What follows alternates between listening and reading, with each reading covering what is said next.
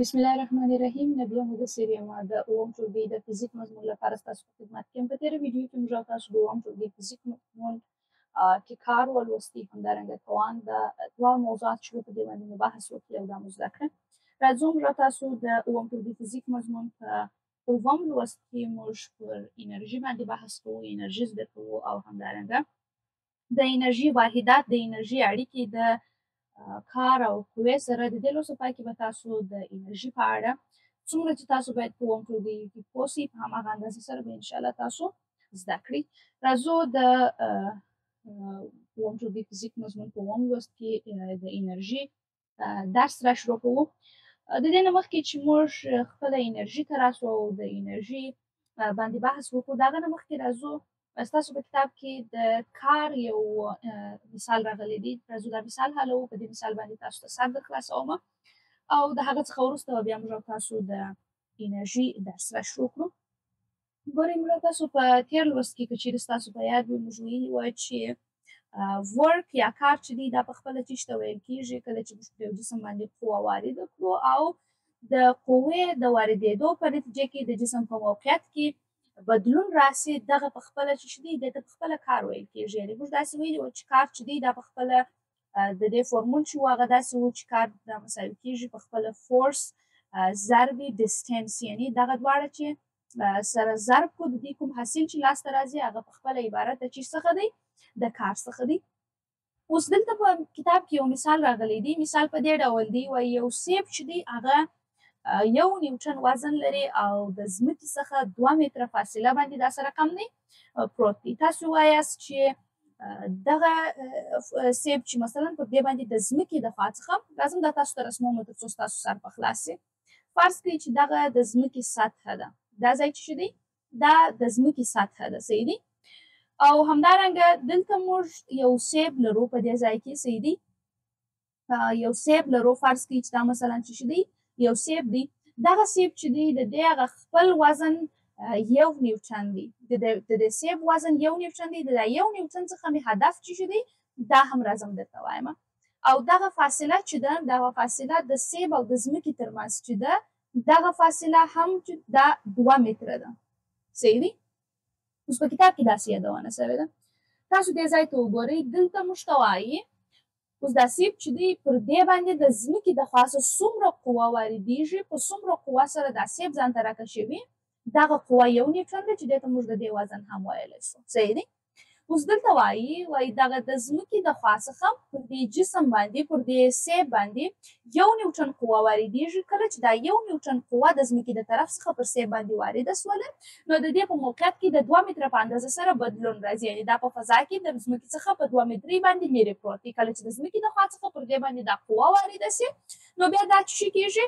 دا د 2 متره په اندازه سره دا لاندې طرف ته راځي. نو تاسې ووایاست چې دلته څومره کار سرته رسېدلی دی. لکه څنګه چې مخکې ما تاسو ته وویله چې کار موږ داسې لاسته راوړو چې موږ فورس یا هم هغه د قوې مقدار راواخلو، د هغه فاصلې سره یې ضرب کړو کوم چې د قوې په واسطه سره په هغه کې رامنځته سوې ده، نو موږ ته ترسره سوی کار په لاس راکوي.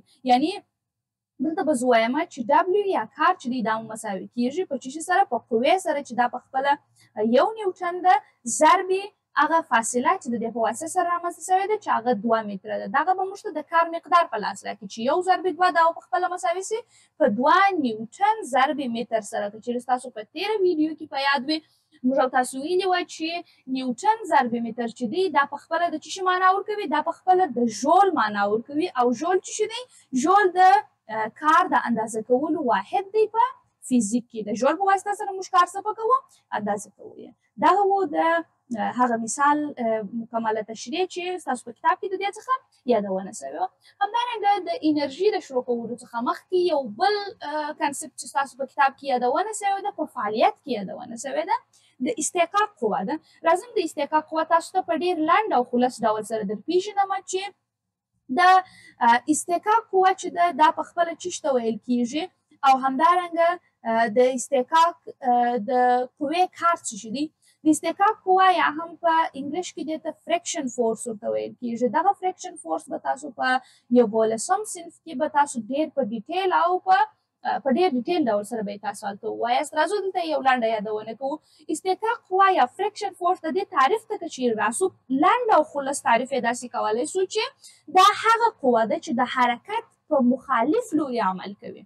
هغه قوه ده چې د حرکت په مخالف لوري عمل کوي. مثلا یو جسم یو طرف ته حرکت کوي، دغه قوه مستقیما د هغه جسم پر خلاف باندې څه کوي؟ حرکت کوي. او د دې هدف څه دی؟ د دې هدف عموما د متحرک د درېدو لامل ګرځي.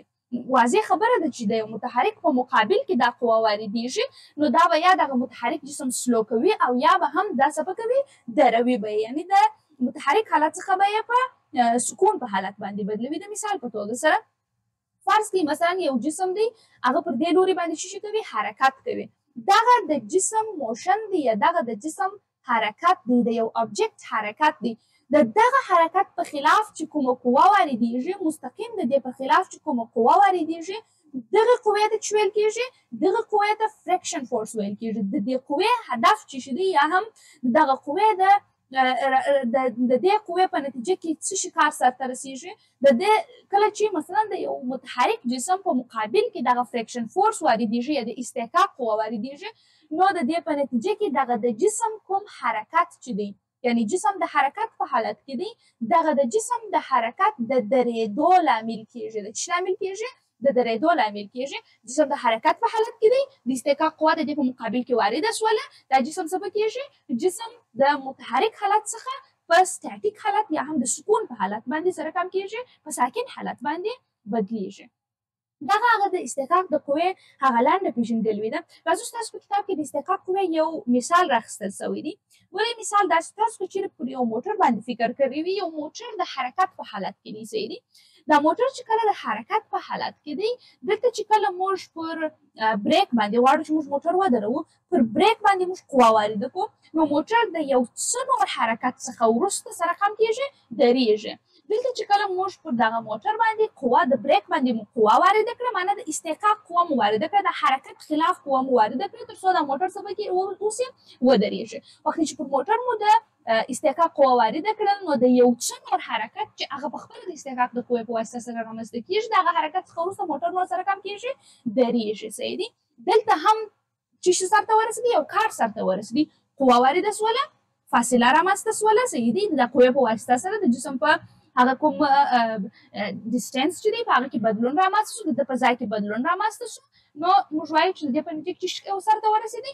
کار سرته ورسېدي. اوس دلته د دغه مطابق ستاسو په کتاب کې یو مثال راغلی دی. په مثال کې داسې وایي پر یو جسم باندې چې 125 نیوټنه قوه وارده سوله، صحیح دی؟ پر جسم باندې 125 نیوټنه قوه وارده سوله او د دغه قوې په نتیجه کې د جسم په موقعیت کې د 4 متره په اندازه سره نور هم بدلون رالی. تاسو وایاست چې دلته به څومره کار سرته رسېدلی وي، صحیح دی؟ اوس که چیرې موږ راسو ډېر اسانه ساده د دغه مثال څخه استفاده کوو، که څه هم قوه د استحقاق قوه وارده سوې ده. مثلا یو موټر د حرکت په حالت کې دی، زه پر بریک باندې 125 نیوټنه قوه واردوو، اوس چې دغه د استحقاق 125 نیوټنه قوه مو پر بریک باندې وارده کړه، نو دا موټر 4 متره نور هم حرکت کوي، د هغه وروسته درېږي. اوس دلته وایي تاسو معلومه کړئ چې دلته څومره کار سرته ورسېدی. نو ډېر اسانه ساده مثال دی. راځو لکه څنګه چې موږ او تاسو مخکې مثال حل کړي، دا هم هماغسې مثال دی. د فورمول څخه استفاده کوو. فورمول داسې دی چې W مو مساوي کېږي په F ضرب D سره. اوس په دې ځای کې زموږ او ستاسو F یا هم قوه چې د څومره د استحقاق قوه پر واردېږي، 125 نیوټنه د استحقاق قوه واردېږي، او بیا د دې په موقعیت کې د 4 متره په اندازه سره نور هم بدلون راځي. تاسو وایاست چې ده به څومره کار سرته رسولی وي. راځم د دې لپاره د دغه فورمول څخه یو ځل بیا استفاده کوو. داسې لیکو چې W مو مساوي کېږي په 125 نیوټنه ضرب 4 متره. دا به مساوي سي 4 په 5 کې دا یې هم 20، همدارنګه 4 په 2 کې دا یې هم 8 جمع 2 دا یې هم 10، او همدارنګه 4 په 1 کې دا یې څو؟ دا یې هغه 4 یو محصل دا یې څو؟ دا یې 15. نو موږ وایو چې 500 نیوټنه 500 نیوټنه ضرب متره یا 500 ژوله کار په دې ځای کې سره کم سوی دی، سرته رسېدلی دی. دا و د استحقاق د قوې لنډه پېژندګلوي. راځو موږ او تاسو د نن ورځې زموږ چې کومه موضوع ده انرژي، هغه موضوع ته راځو. ګوره انرژي په خپله چی ته ویل کیږي. راځو یو ځل د انرژي لاند تعریف وایو. د انرژي لاند خلاص او واضح تعریف په دې ډول سره دی چې ټول هغه جسمونه چې د کار کولو توانایي ولري د انرژي درلودونکي دي. که چیرې یو څوک مثلا که چیرې زه انرژي ولرم زه کار کولی سم، دلته چې زه د کار کولو توانایي لرم معنا زه انرژي لرم. یو موټر مثلا د حرکت په حالت کې دی، کله چې دی حرکت کولی سي معنا انرژي لري، او کله چې دی نور حرکت نسی کولی معنا دی چې لري نور انرژي نه لري. یو انسان مثلا یو کار کوي نو وروسته د یو څه وخت څخه وایي وایي نور انرژي نه لرم. اوس چې دی نور انرژي نه لري دی نور د کار کولو توانایي نه لري. نو چې د کار کولو توانایي ونه درلوده مطلب انرژي نه لري، او که چیرې د کار کولو توانایي لري نو انرژي لري. اوس دغه انسان که یو ځل بیا هغه سرچینه چې هغه د انرژي سرچینه ده معنا خواړه د انسانانو د انرژي سرچینه څه شي ده؟ خواړه. کله چې انسان خواړه وخوري نو دی چې هغه څخه چې ترلاسه کوي د هغه څخه انرژي ترلاسه کوي. صحیح دی؟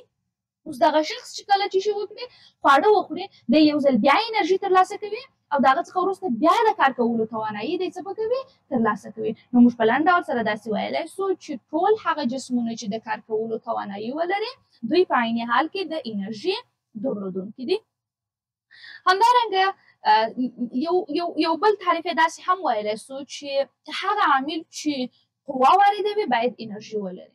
هغه عامل چې قوه واردوي باید انرژي ولري. که یو شی قوه که هغه شی چې هغه مثلا قوه واردوي که هغه چیرې انرژي ونه لري نو دی نسي کولی چې دا قوه څه وکړي وارده کړي. نو هغه عامل چې پر یو شي باندې قوه واردوي دی باید د انرژي درلودونکی وي تر څو پر دغه جسم باندې قوه سره کم کړي وارده کړي.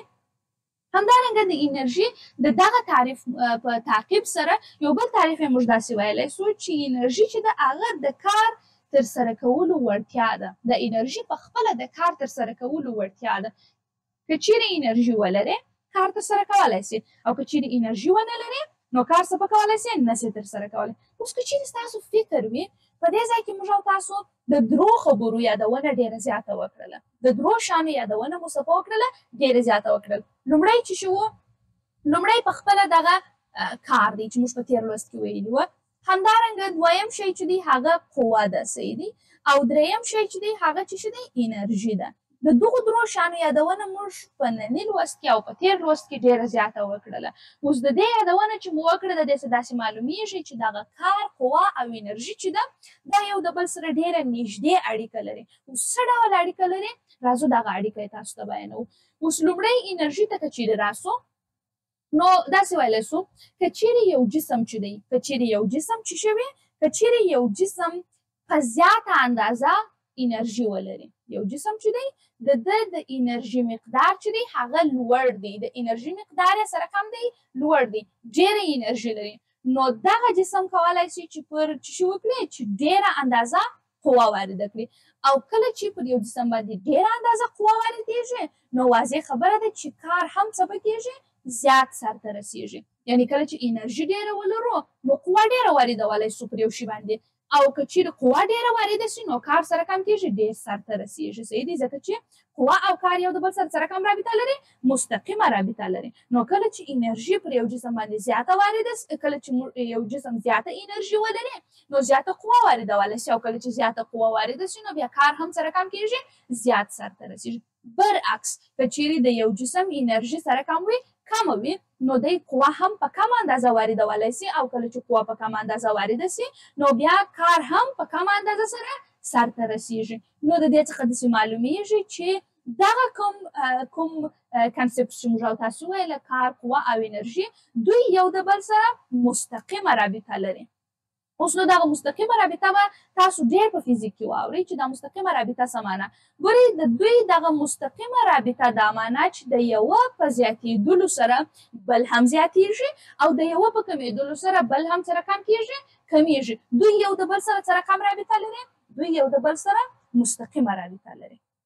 اوس دلته موږ تاسو د کار یادونه وکړله. زه د دې نه مخکې چې دغه د کارو د قوې او د انرژي ترمنځ رابطه وه او د انرژي په لنډ ډول سره هغه پېژندګلوي وه. اوس که چیرې د دې نه مخکې چې موږ دغه انرژي کنسپټ چې دی دا نور هم مخته یوسو، یو ځل بیا راځم دلته د قوې و د انرژي او همدارنګه د فاصلې د دوی یادونه مو وکړله. نو پر دغه اساس باندې یو ځل راځم دلته تاسو ته چې شي درښیم یو ځل راځم دلته تاسو ته د په دې ځای کې تاسو ته دغه د کار فورمول چې دی دغه یو څه درته بدلوم یا هم پر دغه فورمول باندې یو څه کار کوو. ښه یو ځل به راسو د انرژي مکمل ټوله کنسپټ چې دی دا به پای ته ورسو د هغه څخه وروسته دغه د کار فورمول ته راځو پر دې باندې یو څه نور هم کار کوو. ښه د کار او د قوې او د انرژي ترمنځ مو رابطه ولوسته همدارنګه د انرژي هغه کوم تعریف چې دی هغه مو زده کړئ او د انرژي اصل کې چې شته دا مو زده کړه. راځو موږ او تاسو اوس د انرژي واحدونو ته راځو د انرژي چې شته راځو د انرژي واحدونو ته راځو.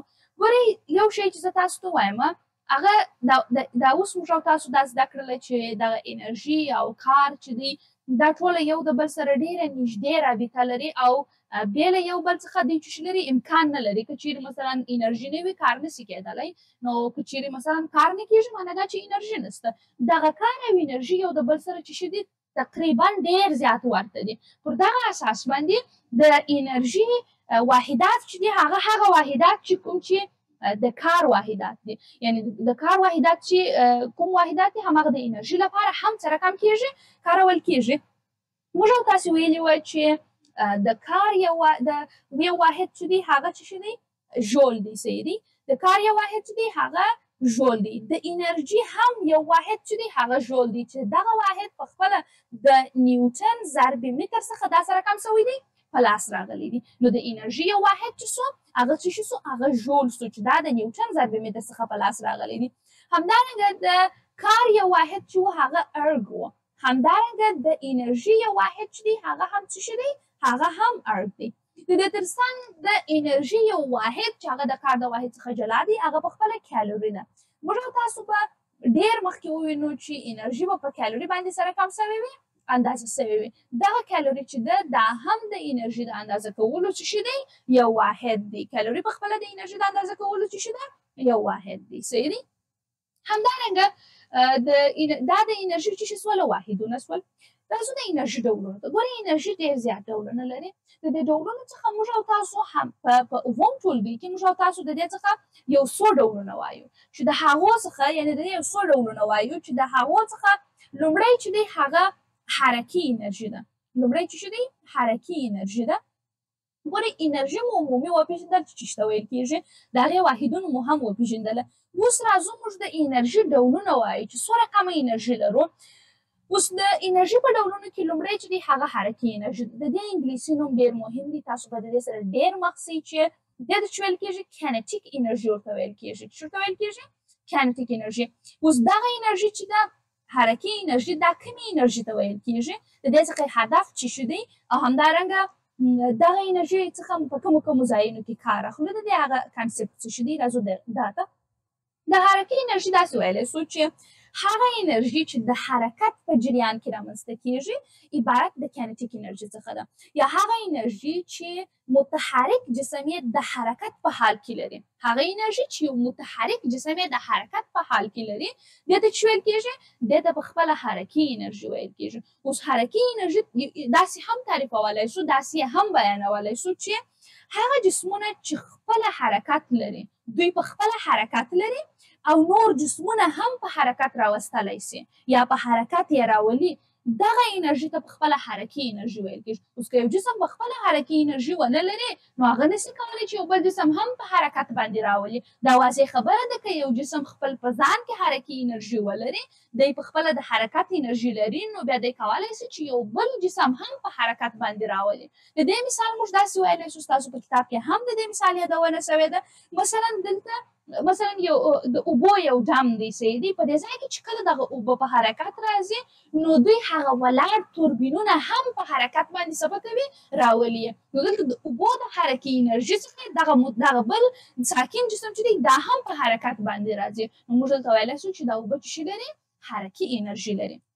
او دغه کینیټیک انرژي چې ده دا په خپله به تاسو په ډېرو ځایونو کې ووینئ دا د ای کې په توري سره کم کېږي ښودل کېږي چې دغه د ای کې دغه چې دی دا په خپله د کینیټیک انرژي ده صحیح دی. د کینیټیک انرژي یو فورمول درته ښیم چې دغه فورمول به تاسو مخکې د دې سره مخ سي او پر دې باندې به تاسو څه وکړئ ډېر مثالونه به حل کړئ. راځم دغه فورمول تاسو ته درښیم او د هغه څخه وروسته به موږ پر څه شي باندې کار کوو، پر ورک باندې به کار کوو. د کینیټیک انرژي فورمول چې دی هغه ستاسو په کتاب کې چې یادونه سوې ده په دې ډول سره دی چې ای کې چې ده دا په خپله مساوي کېږي 1/2 ضرب ام ضرب وي مربع دا چې ده وي. اوس په دې ځای کې دغه ای کې چې ده دا مې مخکې هم درته ویلې چې دې ته په خپله څه ویل کېږي، دې ته په خپله کینیټیک انرژي یا هم حرکي انرژي ورته ویل کېږي. دا مو څه شوله حرکي انرژي 1/2 خپله یو ثابت عدد دی او همدارنګه ام چې دی دې ته کتله ویل کېږي. ګورئ کتله او وزن باید تاسو سره غلط نه کړي. مثلا یو مارکر دی صحیح دی، دغه مارکر چې دی پر دې باندې د ځمکې د جاذبې د خوا چې څومره قوه واردېږي دا د دې وزن شو او دغه مارکر چې د کومو ذراتو څخه جوړ شوی دی دغه ته د دې څه ویل کېږي کتله ویل کېږي. اوس نو په انرژي کې د وي یا د سرعت یادونه ولې سوې ده، دا وي چې دا په خپله څه ته ویل کېږي سرعت ته ویل کېږي. د سرعت یادونه ولې دلته سوې ده ځکه چې موږ د حرکت څخه بحث کوو. اوس نو چې یو جسم د حرکت په حالت کې واضح خبر ده چې هغه به څه ولري سرعت ولري، نو ځکه موږ دلته په حرکي انرژي کې د وي یا د سرعت څخه هم بحث کوو ځکه د حرکي انرژي ده چې یو جسم د حرکت په حالت کې لري، نو کله چې دوی حرکت کوي واضح خبر ده چې دلته سرعت هم سره کم وي دلته سرعت هم موجود وي. دا د انرژي هغه ډولونه او همدارنګه د انرژي پیژندل وي. اوس د انرژي یو بل ډول چې ذخیروي انرژي ده یا پوتنشل انرژي ده پر دې باندې به موږ په راتلونکي لوست کې بحث وکړو، ښه په ډیټیل سره به بحث وکړو. راځم په دغه ویډیو کې د ورک یا د کار پر دغه فورمول باندې تاسو ته یو څه کار کوم او دغه فورمول تاسو ته یو څه نور هم واضح کوم. ګورئ د کار فورمول موږ او تاسو ویلی دی چې د کار فورمول چې دی هغه په خپله څه شی دی، د کار فورمول په دې ډول سره دی چې W مو مساوي کېږي په F ضرب D سره او F ضرب D تاسو پوهېږئ چې د خپله څه ته ویل کېږي. دلته ځینې وخت داسې راځي چې موږ ته په سوال کې د کار اندازه راکول سوي چې دومره کار سرته رسېدلی دی او د فاصلې مقدار په دومره اندازه دی. تاسو فورس پیدا کړئ چې اوس نو څومره فورس وارد سوی چې دومره اندازه ډسټنس راغلی دی او دومره کار سرته رسېدلی دی. د دې لپاره به د دغه فورمول تاسو یو څه کوئ ساده کوئ به یعنې F په نظر کې نیسو. راځو دغه د مساوات دواړې خواوې د F سره پر ضریب باندې څه کوو تقسیموو یې، دا هم پر D تقسیموو دا هم پر D تقسیموو. دغه D به د دې D سره څه به وسي ختم به سي او F چې دی دا به په خپله مساوي سي په څه شي سره W تقسیم پر D سره. همدارنګه یو حالت شو. دوام حالت داسې دی چې په دغه فورمول کې چې F مساوي کېږي په F ضرب D سره موږ ته هم W معلوم وي هم F معلوم وي مګر D نه وي راته معلوم. نو په دې حالت کې به موږ څه شي کوو، په دې حالت کې به تاسو راځئ د مساوات دغه دواړې خواوې به تاسو پر څه باندې تقسیموئ، د D پر ضریب چې خپله F دی صحیح دی پر F باندې به تقسیم کو. دغه د مساوات دې خوا ته دا F به د دې F سره کټ سي، نو د دې ځای څخه به مو دا D چې ده دا به مساوي سي په څه سره W تقسیم پر F سره. یعنی که چیرې تاسو دغسې یو حالت سره مخ سواست ممکن ستاسو په کتاب کې دغسې مثالونه راغلي وي په اکسرسایز کې، که چیرې تاسو داسې حالت سره مخ سواست چې ستاسو څخه یې څه شي غوښتله فاصله یې درڅخه غوښتله نو تاسو کولی سئ چې د دې فورمول څخه استفاده وکړئ. او که چیرې ستاسو څخه داسې حالت راغلی و چې ستاسو څخه یې قوه غوښتله نو تاسو کولی سئ چې د دې بل فورمول څخه څه شي وکړئ استفاده وکړئ. دا و د نن ورځې درس. د نن ورځې په درس کې موږ تاسو انرژي زده کړه، د کار فورمول مو لږ کار وکړي، همدارنګه د انرژي واحدات او ډولونه مو وپېژندل. په راتلونکي لوست کې به انشاءالله موږ د انرژي دغه درس یو څه نور هم مخته یوسو او د دې هغه کوم نور ډولونه چې ستاسو په کتاب کې یادونه سوې ده ټول به په اسانه او خلص ډول سره زده کړو. څومره چې تاسو په اووم ټولګي کې باید زده کړئ انشاءالله په مکمل ډول سره پر هغه باندې بحث وکړو. تر بلې ویډیو پورې ښه ورځ او ښې چارې.